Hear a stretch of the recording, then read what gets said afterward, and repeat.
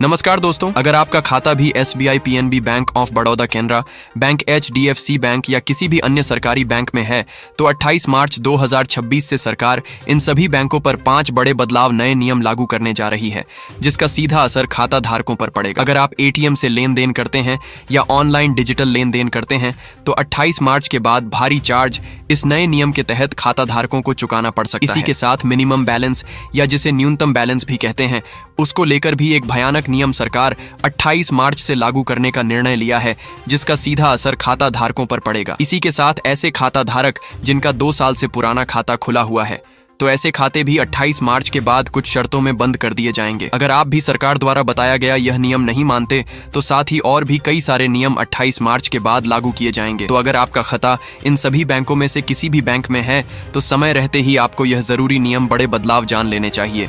और साथियों, वीडियो पर नए हैं तो वीडियो को लाइक जरूर करें और आपका खाता किस बैंक में है कमेंट्स में जरूर बताएं। तो चलिए जान लेते हैं उन सभी नियमों को विस्तार से। तो साथियों, ये मैंने आपके सामने एक बहुत ही प्रचलित न्यूज की वेबसाइट खोली है, तो आप इस पर पूरा यकीन कर सकते हैं। तो चलिए अब सबसे पहले यहाँ देखिए, भारतीय रिजर्व बैंक यानी RBI की तरफ से 28 मार्च 2026 से कई नए बैंकिंग नियम लागू किए जा रहे हैं, जो कि मैं आपको आगे बताऊंगा, तो आप अंत तक बने रहिए।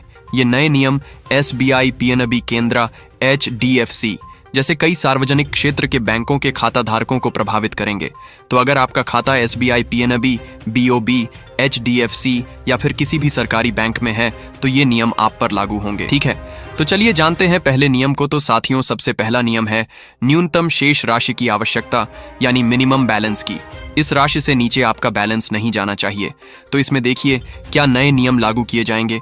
SBI Canara bank, PNB bank जैसे अन्य बैंकों में न्यूनतम शेष राशि की नीतियों को अपडेट किया जा रहा है, यानी जो पहले से न्यूनतम बैलेंस की राशि चलती आ रही थी उसमें बदलाव किया जाएगा।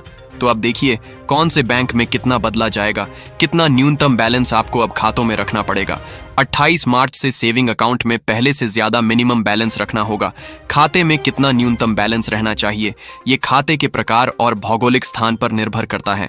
तो देखिए, ये जो न्यूनतम बैलेंस है ये निर्भर करता है कि आप किस जगह रहते हो, किस क्षेत्र में रहते हो।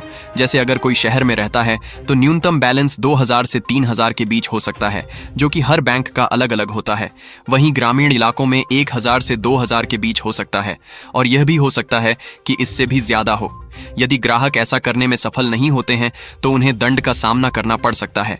तो अगर आप उस न्यूनतम राशि को पूरा नहीं कर पाते, आपके खाते में उतने पैसे नहीं रहते, तो अब आपसे जुर्माना भी बैंक द्वारा वसूला जाएगा। तो एक बड़ा बदलाव 28 मार्च से किया जाएगा। अब साथियों, जो अगला बदलाव होने जा रहा है वह ATM को लेकर है।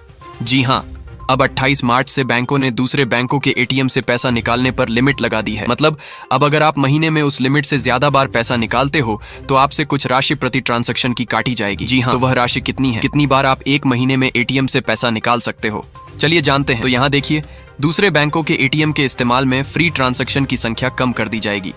अभी कई बैंक अपने ATM महीने में 3 से 5 बार तक निःशुल्क ATM निकासी का लाभ देते हैं। ठीक है साथियों, इसके अलावा अन्य बैंकों के ATM से निकासी महीने में 3 बार की जा सकती है। इसे ज्यादा करने पर 20 से 25 रुपए अतिरिक्त चार्ज लग सकता है। तो ये भी एक बड़ा नियम 28 मार्च से लागू किया जा सकता है। अब साथियों, जो अगला बदलाव किया जाएगा वह बैंक को लेकर है। तो यहाँ देखिए, हर 2-3 साल में KYC अपडेट कराना अनिवार्य होगा।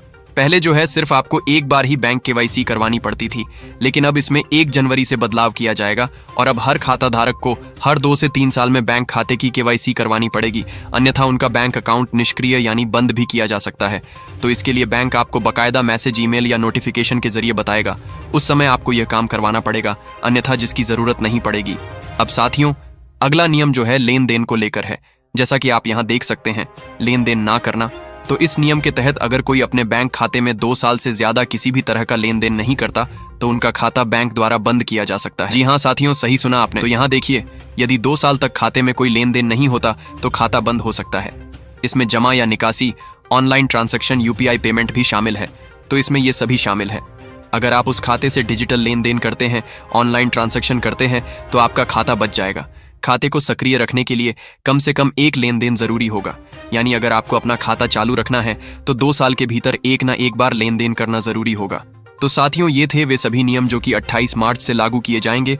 तो इस जानकारी को आप अपने परिवारजन दोस्तों के साथ भी जरूर शेयर करें और वीडियो को लाइक और चैनल को सब्सक्राइब जरूर करें। मैं भमू चौधरी मिलता हूं आपसे अगली नई वीडियो में। तब तक के लिए जय हिंद, जय भारत, धन्यवाद।